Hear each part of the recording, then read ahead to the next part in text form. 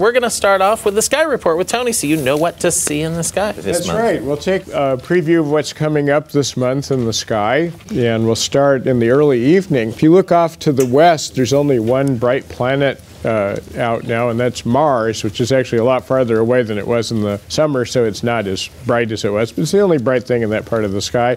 And on the 9th, early in the evening, you'll be able to also identify it because it'll be the object right above the returning crescent moon. Even though Mars is far away, amateur astronomers with video cameras and software and stuff are still getting amazing detail on it. Most of the action now, though, is in the early morning sky, so you'll have to get up around dawn and look off to the southeast to see a really beautiful grouping of planets. And although we always kid about getting up early and doing that if that isn't your normal time, this really is worth seeing. Here's tomorrow morning.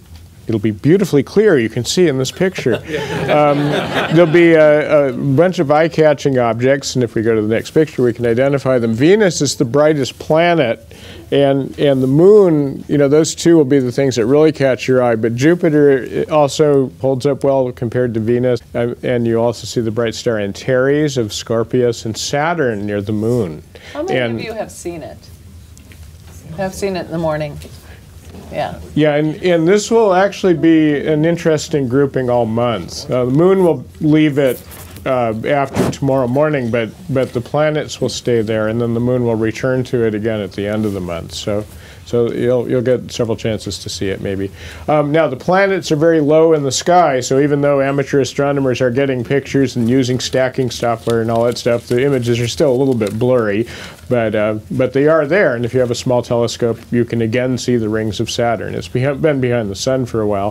Venus now is just a little bit more than half lit, and Jupiter is beginning to show, it was also hidden behind the sun for a couple of months, is beginning to show its main features. There's one other interesting thing, hopefully if it clears up in the next week or so, we might get to see.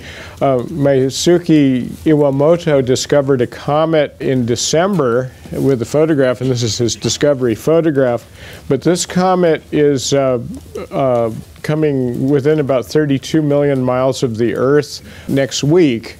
So we see the Earth and the comet. And here's a magnitude graph, and really this doesn't tell you exactly how visible it will be, except that it kind of gives an idea as to its brightness.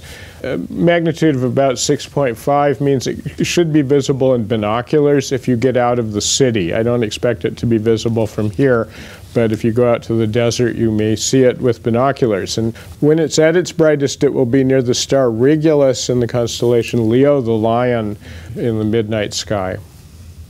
And here's a recent picture of it. So another green glowing comet. Get your camera ready.